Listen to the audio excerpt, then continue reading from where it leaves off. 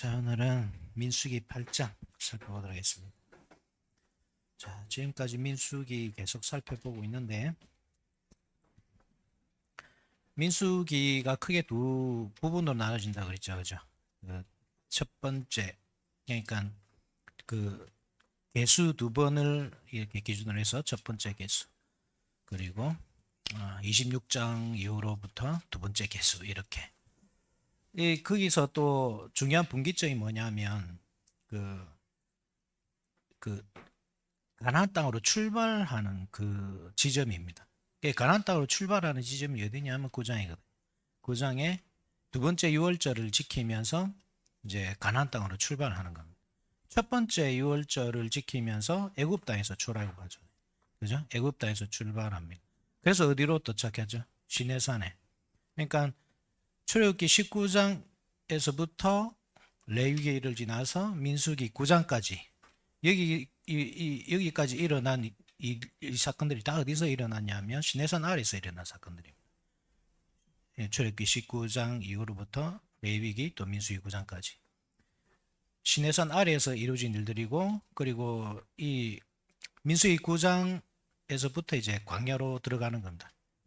그리고 이제 그때부터 이 출애굽 1세대가 시험을 맞이하게 되죠. 그죠? 9장 이후로부터. 그래서 10장으로부터 보면 이제 그 엄청난 시험들이 막 닥쳐오고, 그렇게 그 자신들 헌신했던 하나님 앞에서 하나님을 위해서 내가 목숨도 버릴 수 있겠습니다, 이렇게 다짐하는 것처럼 보이는 그 사람들이 그죠? 불평하기 시작하고 원망하기 시작하고 하면서 한 사람 한 사람 죽다가 25장까지 다 죽어버립니다. 그리고 26장에 새로운 세대가 나타나고 그때 새로운 개수가 시작되는 겁니다. 어떻게 보면 참 슬프기도 하고 무서운 역사이기도 하죠, 민수기가. 그 이전까지 지금 역사를 우리가 살펴보고 있습니다. 그러니까 그죠? 첫 번째 개수, 첫 세대가 이 시험의 광야길로 접어들기 전까지 그 역사를 우리가 살펴보고 있는 겁니다. 그래서 1장을 보면 첫 번째 개수, 그죠? 일반 백성들의 개수가 나고, 2장에는 무엇이었죠? 그 백성들의 어떻게 진을 칠 것인지, 이 대형과 그리고 어떻게 출발을 할 것인지, 그죠? 어떻게 행군할 것인지 그 대형을 보여주고, 3장은 레위인의 특수병이죠. 어떻게 특수병이라는 뭐라 그러죠? 특수부대. 레위인들은 특별히 이렇게 군대로 그 일반 병사로 부름받지는 않지만, 그렇지만 성막을 이렇게 사수하는 이 군대로 부름받았기 때문에 특수부대, 특공대 오늘 따지면. 레위기 3장은 민수기 3장은 그러한 레위인들을 계수하는 장면이 나오고, 4장은 그들의 행진이죠. 그들의 행진인데, 행진 순서인데 그들은 특별히 무엇을 하는 사람들입니까? 성막을 옮기는 자들로서 어떤 지파가 어떻게 옮길 것인지 그것을 보여주고, 5장은 여기까지 하나님께서 이제 부르시는 장면이고, 5장은 중요한 것이 뭡니까? 이 공동체 가운데서 부정한 것을 제거하는 거잖아요. 그래서 5장은 부정한 것을 제거해라. 그리고 특별히 아내가 부정한 행동을 했을 때 어떻게 행동해야 되는가. 특별히 그냥 남자와 여자의 관계 이상이라 그랬죠. 하나님과 시내산에서 언약을 맺고 있는 하나님과 그 아내 이스라엘이 어떤 부정하지 말아야 될 것, 서로 하나님 앞에서, 그러니까 이스라엘의 그 하나님의 신부 이스라엘이 하나님 앞에서 정결해야 될 것을 말하는 내용이라고 그랬습니다. 6장은 이때부터 헌신이 나오죠, 그죠? 일반 백성들의 헌신입니다. 나실인. 일반 백성들이 하나님께 헌신하기 위해서 어떻게 해야 되는가? 나실인 교례. 그리고 7장은 우두머리들이 헌신하는 것. 우두머리들 어떻게 헌신합니까? 성막의 기물들을 드림으로써 헌신을 하죠. 그리고 8장, 오늘 우리가 살펴볼 본문은 레위인들의 헌신. 그죠? 하나님께서 부르시고 정결하게 하시고 헌신하고, 그리고 출애굽하면서 이 6월절 지키면서 출애굽하는 겁니다. 다시 나가는 겁니다. 그러니까 이렇게 보시면 아시겠지만 이 사람들이 얼마나 철저하게 준비하면서 가는지 알 수 있을 겁니다. 그죠? 정말 철저하게 준비하면서 갑니다. 그렇지만 10장부터 완전히 막 다 무너지는 건 그 역사입니다. 옛날에 그 라이언 일병 구하기라는 영화 혹시 본 적 있는지? 우리 어린아이들 못 봤겠지. 그래서 라이언 일병 구하기라는 영화를 보면 그 해병대 미국 해병대들이 그 이렇게 노르망디 상륙 작전이었습니까? 기억이 잘 안 나는데 그 해병대원들이 그 장갑차를 타고 막 그까지 가잖아요. 해변까지 가잖아요. 그죠? 그까지는 잘 모릅니다. 근데 이게 이제 상륙 작전을 하기 위해서 이 전차의 문이 딱 열리자마자 총알이 확 쏟아져 오면서 막 피가 튀고 살점이 나고 아유 너무 잔인한 영화였는데 그렇게 막 사람들이 막 죽기 시작하잖아요. 그것처럼 그죠? 이 9장까지 모릅니다. 이렇게 딱 철저하게 헌신하고 근데 10장이 딱 문이 열리자마자 이미 피가 튕기고 살점이 떨어지는 그 전쟁터에 떨어진 것처럼 완전히 다 쓰러지기 시작하는 겁니다. 그것이 뭐냐면 바로 우리의 일상이라고 할 수 있죠. 우리 성도들의 일상. 그죠? 그러니까 우리가 이 주일날 교회 와가지고 예배 드릴 때는 이 참 안전한 지대죠. 교회 안에서는.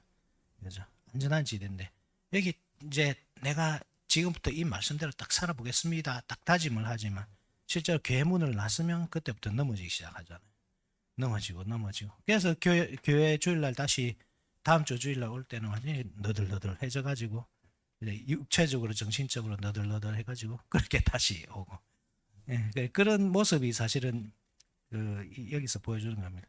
결국은 이 그리스도의 은혜 없이 그죠? 은혜 없이 우리의 다짐으로 되는가? 하나님께서 우리에게 율법을 내려주셨지만 내가 그 율법을 붙잡고 하나님의 명령대로 지금 이렇게 은혜 받았으니 내가 그 명령대로 한번 살아보겠습니다. 이렇게 헌신하고 그렇게 해서 되는가? 그건 안 된단 말입니다. 너무 힘듭니다, 사실. 당장 한 3일 정도 물 안 마시면 뭐 죽을 것 같잖아요, 우리가. 그죠? 지금 물을 마시고 있어도 냉장고에 물통이 비어가면 우리가 배괴합니다. 우리는. 그죠? 지금 우리가 안 굶고 있어도 뭔가 미래가 불투명하면 쉽게 우리 넘어집니다. 그게 우리의 현실이라니까요. 그러니까 이스라엘 백성들도 그렇지만 우리도 똑같습니다. 우리가 그리스도의 은혜 없이 그죠? 우리를 지키시고 보존하시는 성도의 견인이라고 할 때 다른 말이 하나님의 보존이라고 했죠. 하나님께서 우리를 보존해 주시지 않으면 우리는 그 광야길에서 다 넘어가는 겁니다. 그 역사를 보여주는 것이 바로 민수기입니다. 그 가운데서 8장입니다. 7장은 지난주에 살펴봤듯이 하나님께서 성막에 기름을 바르는 것을 시작하죠. 기름을 바르는 것 자체가 뭡니까? 거룩하게 구별하는 거거든요. 그것은 하나님께서 이제 그 성막을 집으로 삼으시고 임재하겠다 그 선언입니다. 그러니까 성막이 완성되어서도 기름을 바르지 않으면 구별이 안 된 거잖아요. 그러니까 하나님께서 임재하지 않는 겁니다. 그런데 기름을 발랐다 이 말은 이제 완전히 구별하였다. 그러니까 하나님께서 거기 임재하시겠다 이런 뜻입니다. 그러니까 거기서부터 이제 하나님의 통치, 다스림, 그죠? 이 전쟁, 이 가나안 정복 전쟁의 이 대장군으로서 거기서 직접 지휘하시겠다는 뜻이 있는 거니까 임재하셔서. 그러니까 하나님의 임재가 딱 선언되기 때문에 거기서부터 실제적인 그 구속 역사가 시작되는 거죠, 그죠? 그러니까 이 족장들이 그에 대한 감사하는 마음으로 우두머리들이 이제 기물들을 막 드린 겁니다. 자기들이 가지고 있던 것, 그 기물들을 막 드리고, 근데 그것으로 이제 성막의 이 기물들로 사용하는 거죠. 그 기물들을 받으시고 하나님께서 응답하시는 것으로 마쳤습니다. 어떻게 응답하셨습니까? 하나님께서 지성소에서 내가 실제로 거기 임재했고 이 지성소에 이 성막 안에 임재했고 그리고 너희들의 그 헌신을 다 받았다 하는 뜻으로 말씀을 시작하시는 겁니다. 지성소에서 말씀으로 다스리기 시작하시는 겁니다. 그리고 8장으로 딱 이어지는 겁니다. 8장 1절 한번 보십시오.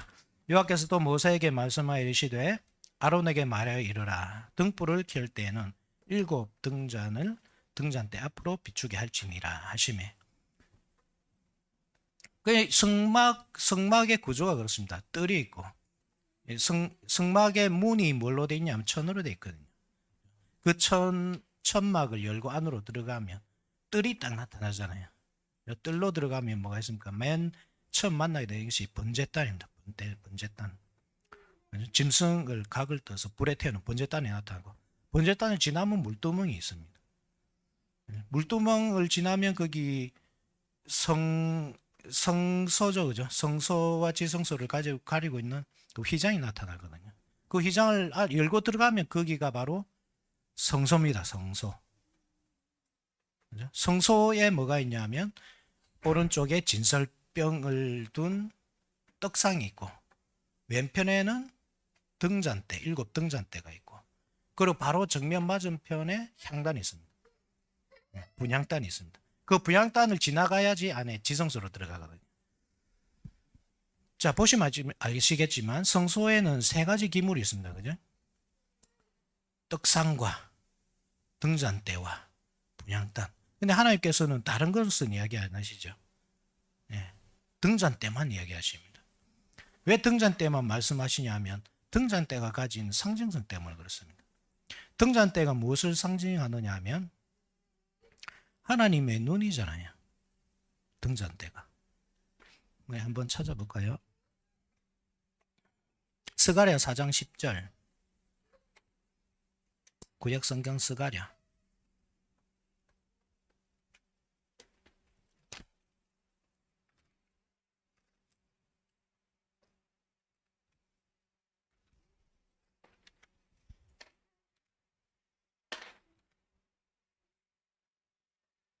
스가랴 4장 10절에 찾으신 분들은 같이 한번 읽어봅시다.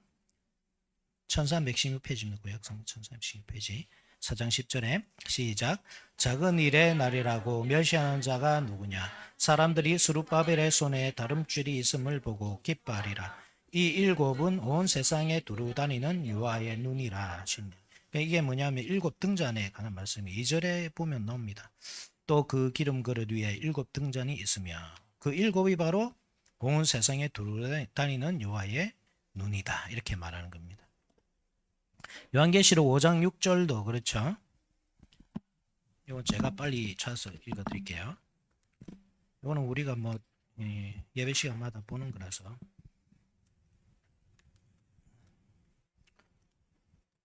장 6절 보면 내가 또 보니 보좌에 내 생물과 장로들 사이에 한 어린 양이 서 있는데 일찍이 죽임을 당할 것 같더라.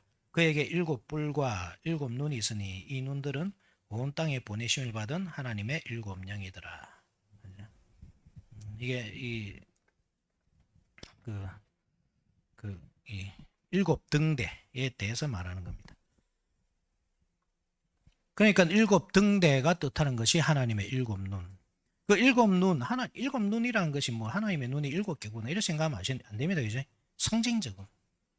7이 완전한 숫자라는. 그죠? 온 세상을 보이는. 땅. 원래 온 세상이 3층인가 아닙니까? 3층. 그죠? 3층입니다. 원래. 바다, 땅, 하늘 이었습니다. 3층입니다. 그래서 노아의 방주가 3층으로 되어 있습니다. 짐승들을 거기에 태워서 3층에다, 그죠? 온 세상이 3층이기 때문에 그렇습니다. 사방이죠, 사방. 동서남북. 온 세상이 3층. 바다, 땅, 하늘 3층이고, 사방. 그래서 7입니다, 그죠? 하나님께서 온 세상을 창조하신 7일. 그것도 완전이지만. 그래서 하나님의 눈이 7개다. 이 말은 완전하다. 그래서 온 세상을 다 살펴보신다. 구석구석 안 보시는 곳이 없다. 다 돌보고 계신다. 그래서 하나님의 눈이 7개입니다. 그런데 그 눈을 어떻게 하라고 합니까?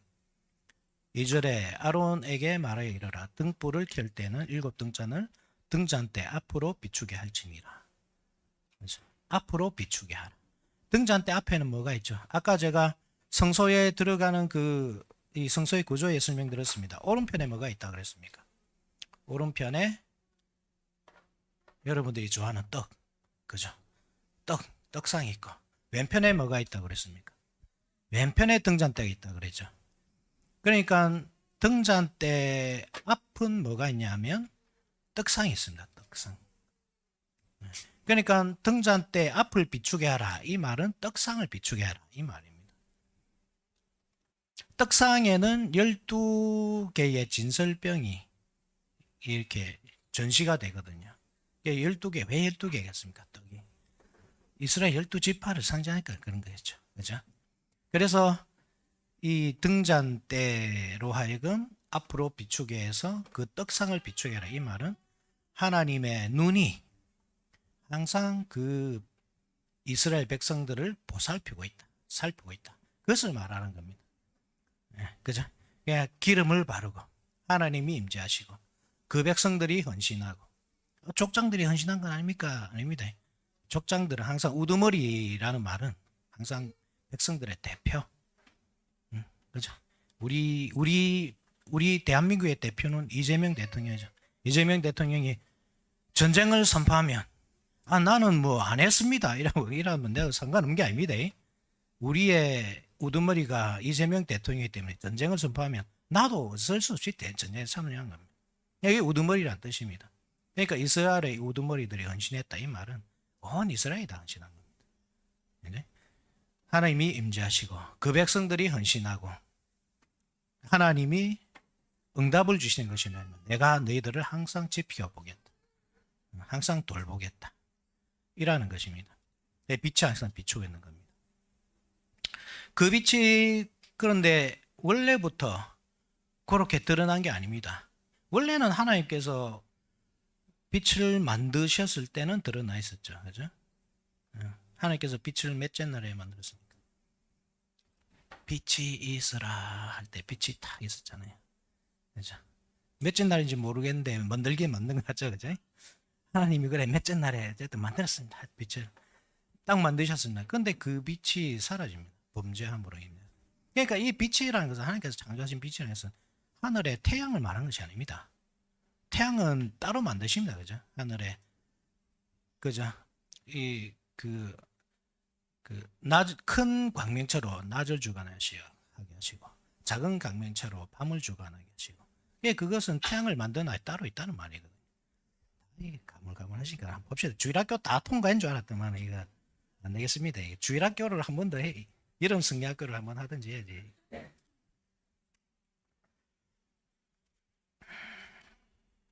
자, 창세기 1장 한번 봅시다.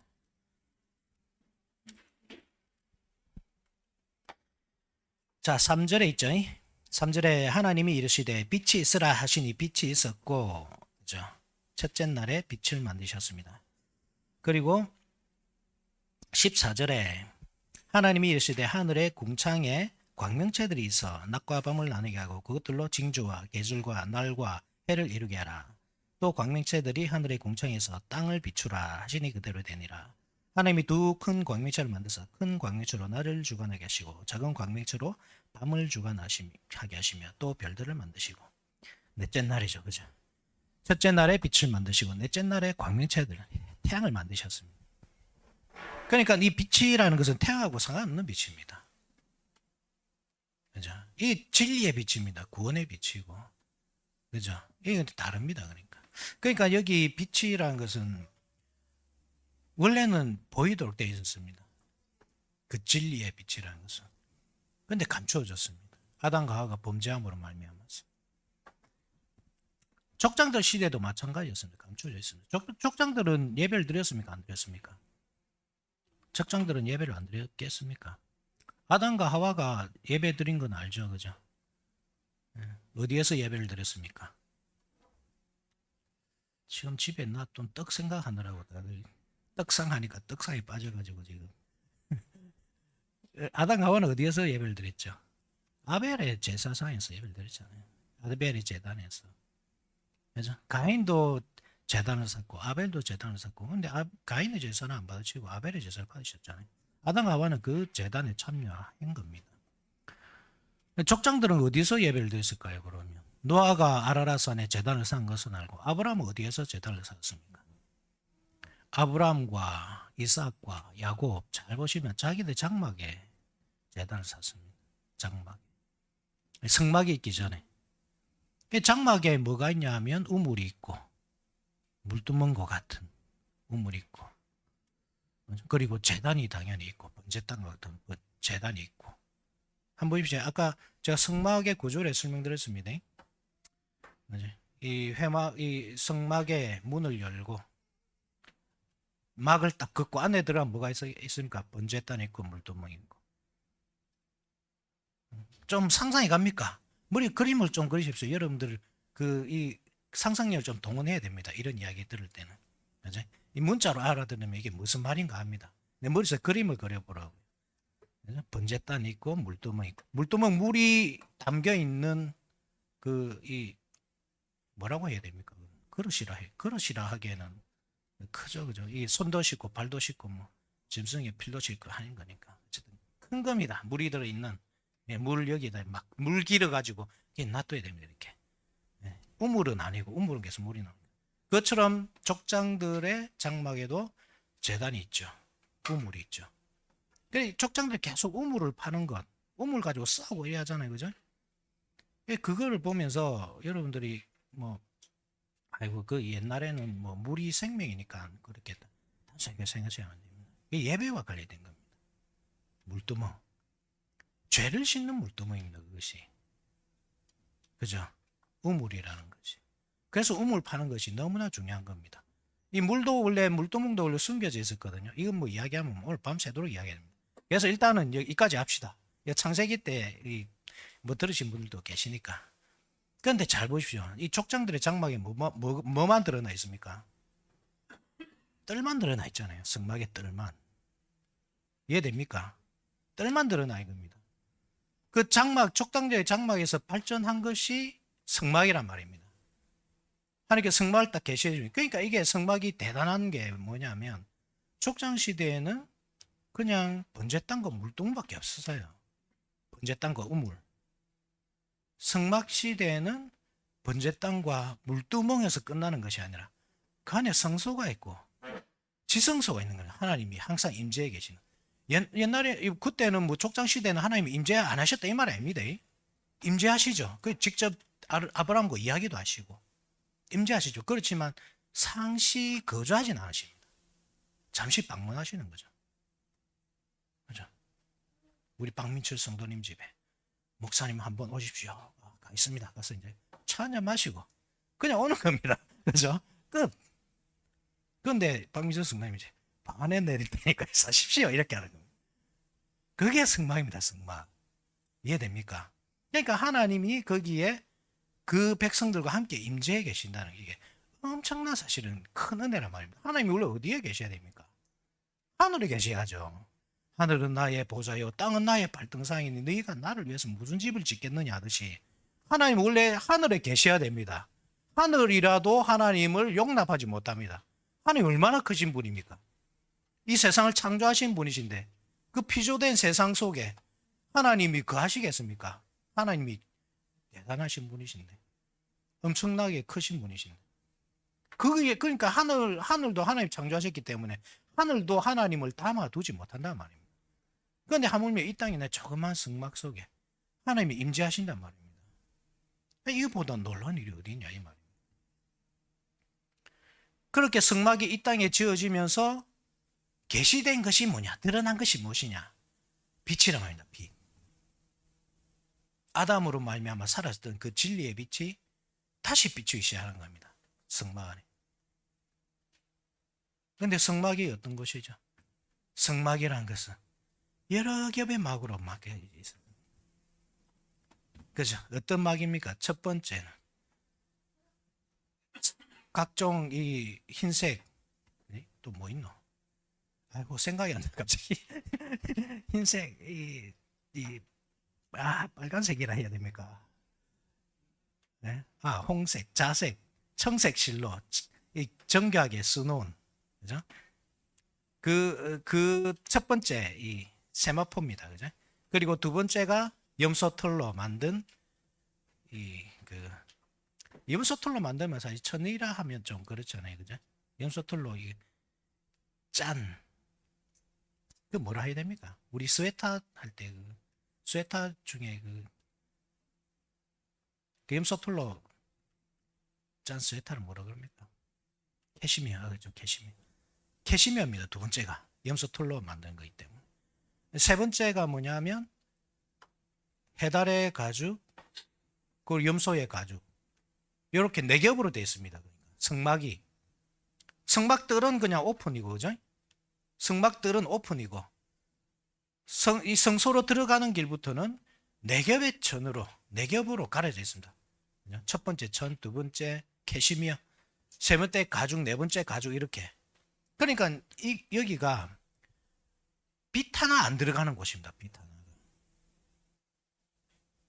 거기에 빛이 딱 비친다고 해요. 그 빛 하나가 이제 막 그 안을 밝힌다, 이 의미를 말한 것이 아니라, 물론 그렇지만 중요한 것은 무엇이냐면 밤에 안 보입니다.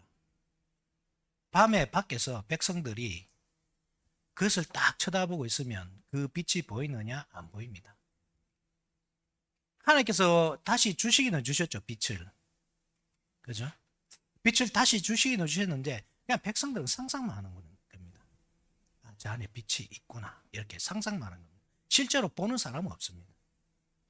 누구만 봅니까? 제사장만.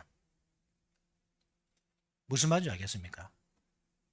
이게 계시의 흐름을 지금 보십시오.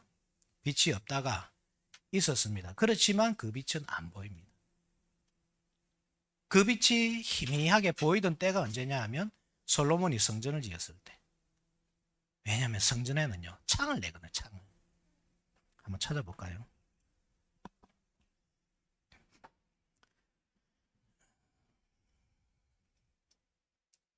열왕기상 6장 4절 한번 보십시오. 열왕기상 6장 4절.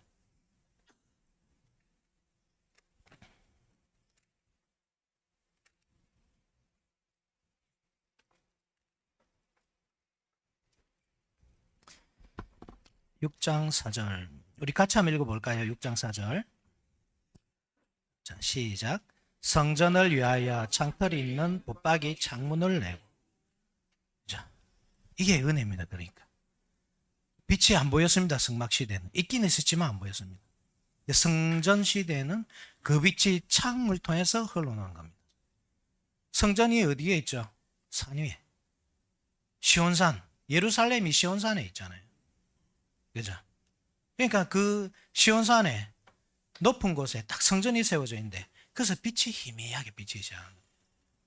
그 진리의 빛을 이제 보기 시작하는 겁니다. 눈을 들어 산을 봐라, 너의 도움이 어디서 올까 할 때 그 산이 할 때 뭐 산신령을 생각하면서 지은 시가 아닙니다. 성전이 산에 있기 때문에 그 산을 바라보고 있는 겁니다. 주님의 백성들이 밤에, 깜깜한 밤에, 그죠? 그때 그 빛을 보면서 하나님을 찾는 겁니다. 너의 도움이 어디서 올고 천지를 지으신 여호와께서로다. 빛을 창조하신 그 하나님. 그 백성들 항상 돌보시는 그 빛으로 돌보시는 그 하나님. 그 백성들 항상 지켜보고 계신 그 하나님. 그래서부터 도움이 오고 있다, 이렇게 느끼는 겁니다. 그 등불이 꺼집니다. 그 백성들의 죄 때문에 똑같이 아담과 하와처럼 또 죄를 짓습니다. 그 백성들이. 그래서 그 등불이 꺼지고 성전은 무너지고 기물들은 다 바벨론으로 다 잡혀가고 다 빼앗기고. 하나님께서 고레스를 세우십니다. 놀랐습니다, 여러분. 고레스가 기름 부음 받은 자거든요. 고레스가. 참 논란이 될 수도 있는 내용입니다. 어떻게 이방 왕이 기름 부음을 받을 수 있습니까? 그죠? 그런데 고레스가 놀랍게도요, 에스라스랍니다. 에스라스 읽어보면 고레스가 이 성전의, 새 성전의 그 치수를 가르쳐 줍니다. 새 성전, 너희들이 가서 성전을 지을 때 이렇게 지어라, 이렇게 가르쳐 줍니다. 그리고 고레스가 성전의 기물들을 다 돌려줍니다. 그렇게 세워진 성전이 무슨 성전이죠? 스룹바벨 성전. 스룹바벨 성전에는 빛이 있었을까요? 없었을까요?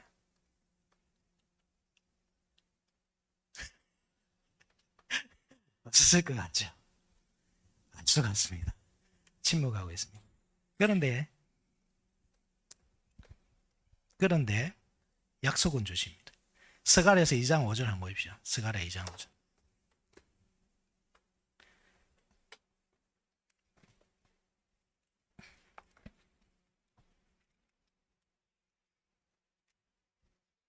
스가랴 2장 5절 같이 한번 읽어봅시다. 2장 5절 시작. 여호와의 말씀에 내가 불로 둘러싼 성곽이 되며 그 가운데서 영광이 되리라. 아직까지 성벽은 지어지지 않았거든요. 왜냐하면 성전이 먼저 건축되고 그 다음에 느헤미야가 옵니다. 그죠? 3차로 돌아옵니다. 세 번의 포로 회복이 있잖아요. 1차 포로 회복, 2차 포로 회복이 있고 3차 포로 회복. 3차 포로 회복 때 느헤미야가 돌아서 성벽을 짓거든요. 그러니까 성벽이 아직 있기 전입니다. 성벽이 있기 전에 하나님께서 약속하신 게 뭐냐? 성벽이 없지 물론 그렇지만 내 불이 바로 그 성벽이 되어줄게. 하나님의 빛이 지금 어디까지 나갑니까? 밖으로 확 나가죠 이제. 그죠?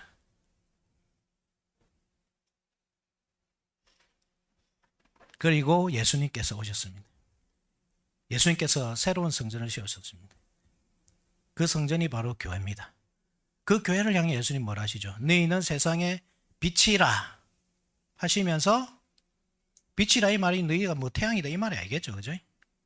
빛이다 하시면서 산 위에 있는 동네가 가려지지 않을 것이다. 산 위에 있는 동네가 뭡니까? 교회입니다. 우리 교회는 산 위에 없기 때문에 교회가 아니라 생각합니다. 산 상징적인 표현입니다. 산이라는 게. 왜냐하면 예루살렘 성전이 산에 있다 그랬죠. 항상 하나님은 산에 임재하십니다. 이게 뭐 에덴 동산이 산이고 그죠? 이 새로 오신 분들에 설명되었습니다. 산에 있습니다. 왜냐하면 에덴에서 물이 발원하여 4개의 강이 되어서 흘러내리잖아요.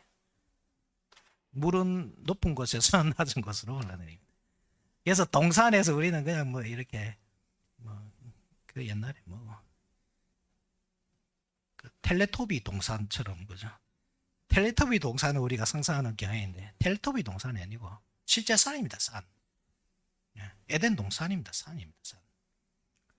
하나님께서 두 번째 임재하신 산이 어디입니까? 아라랏 산이죠. 시내 산이죠. 그죠? 그리고 시온 산이죠. 항상 성전의 산에 있다니까요. 그래서 하나님께서 교회를 세우시는데 교회가 산이라고. 이 산에서도 말고 저 산에서도 말고 신령과 진정으로 예배할 때가 온다. 그 말입니다.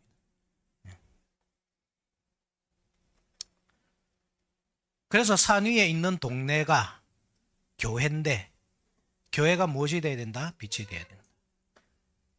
그 빛을 항상 어떻게 됩니까? 발산해야 되는. 그 감추어졌던 빛이 드러납니다. 이제 누구를 통해서? 교회를 통해서. 여러분들을 통해서. 여러분들이 다 교회니까.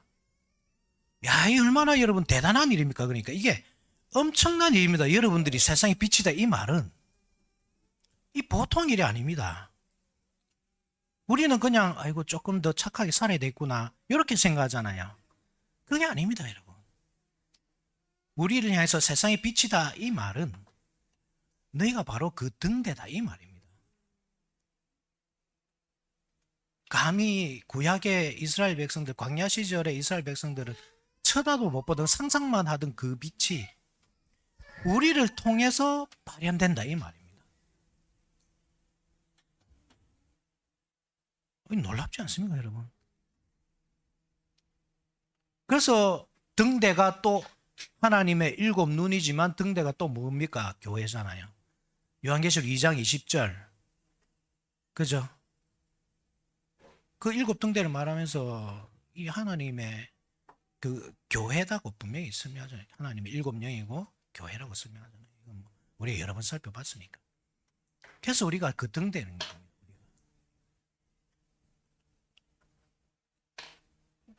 스스로 빛을 내라 이 말이 아닙니다. 우리가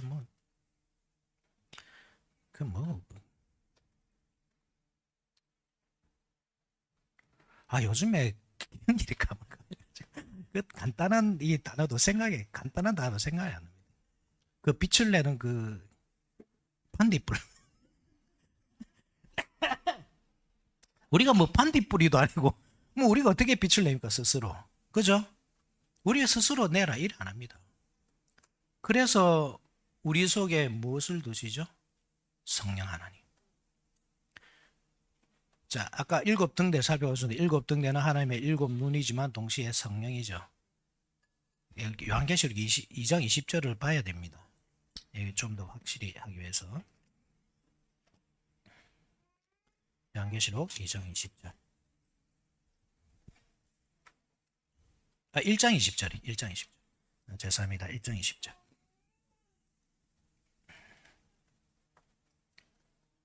내가 본 것은 내 오른손에 일곱 별의 비밀과 또 일곱 금촛대라. 일곱 별은 일곱 교회의 사자요 일곱 촛대는 일곱 교회니라.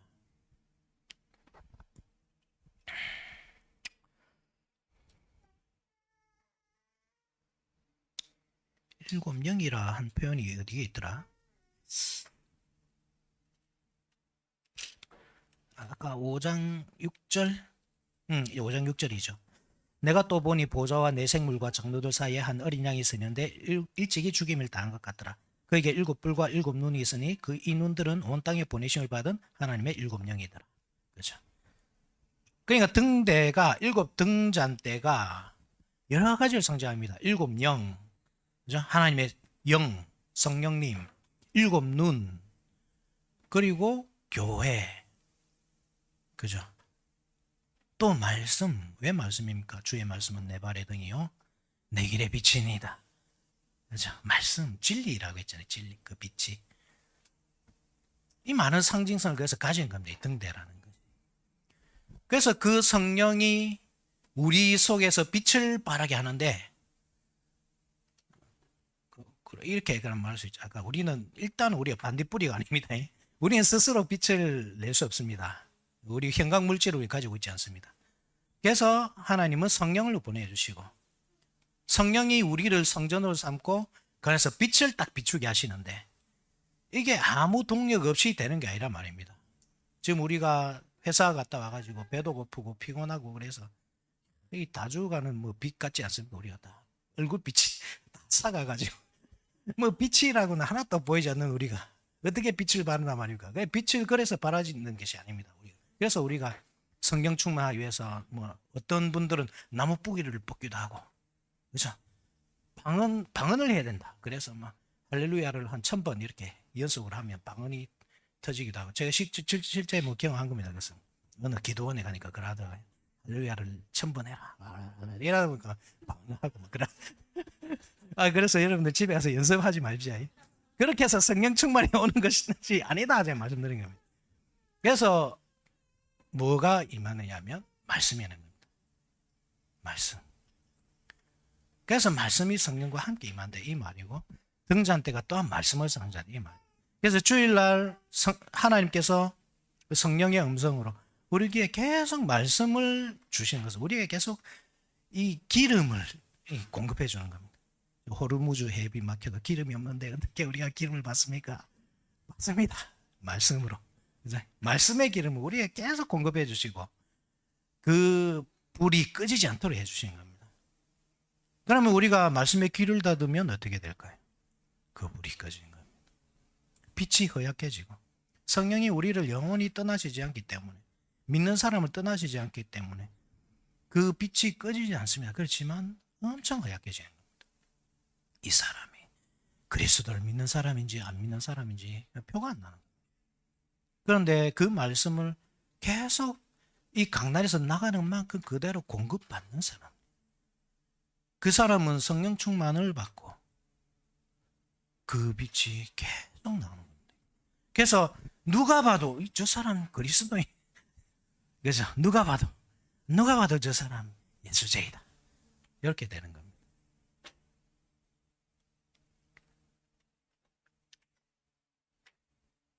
우리가 그 등잔대라는 사실 기억하셔야 됩니다. 교회가. 자, 그렇게 보고 한번 봅시다. 그러니까 우리가 이 교회라는 것이 이 간단해 보이고 허술해 보여도 이 교회라는 것이 얼마나 영광스러운 공동체인 것을 아셔야 됩니다. 꽁꽁 감추어졌던 그것이 그리스도인에서 확 드러나는데 보니까 교회인 겁니다. 우리 성도들입니다. 여러분들입니다. 그죠? 4절 한번 보십시오. 4절. 이 등잔대의 제작법은 이러하니 곧 금을 쳐서 만든 것인데 밑판에서 그 꽃까지 쳐서 만든 것이라. 모세가 여호와께서 자기의 보이신 양식을 따라 이 등잔대를 만들었더라. 밑판부터 그 꽃까지 쳐서 만든 것이죠. 이 말이 무슨 말이냐면 금 한 덩이로 계속 두드린 겁니다. 그죠? 금 한 덩이를 두드리고 해가지고 뭐가 될 때까지? 하나의 등잔대가 될 때까지. 근데 그 등잔대가 가지가 몇 개입니까? 가지가 7개. 계속 두드려가지고. 두드린 것 자체가 여러분 상징성이 있죠. 왜 굳이 두드리게 했을까요? 그냥 뭐 부어 만들면 안 됩니까? 예, 부어 만들어도 됩니다. 근데 부어가지고 틀에 딱 부어가 그렇게 만들지 않습니다. 두드려 만듭니다. 계속 두드려가지고. 이게 뭐냐면 하나의 교회가 세워지는데 이 많은 이 어려움들이 있다 이 말입니다. 계속 두드린 게 이 말은 무엇보다도 7가지가 있는데 그 가지가 하나잖아요. 교회가요. 옛날에는 성전이 딱 중앙성소 하나밖에 없었습니다. 근데 그리스도가 오신 이후로는 교회가 LA에도 있고 한국에도 있고 상하이에도 있고 온 세계에 흩어져 있잖아요. 그렇다 하더라도 그 뿌리는 하나입니다. 하나의 교회입니다. 교회가 나누어지는 것, 그것이 얼마나 위험하고 또 하나님께서 싫어하시는 일인지를 말하는 겁니다. 하나의 뿌리입니다. 한 성령입니다. 한 말씀이고 한 교회입니다. 그죠? 자, 오늘 여기까지 합시다.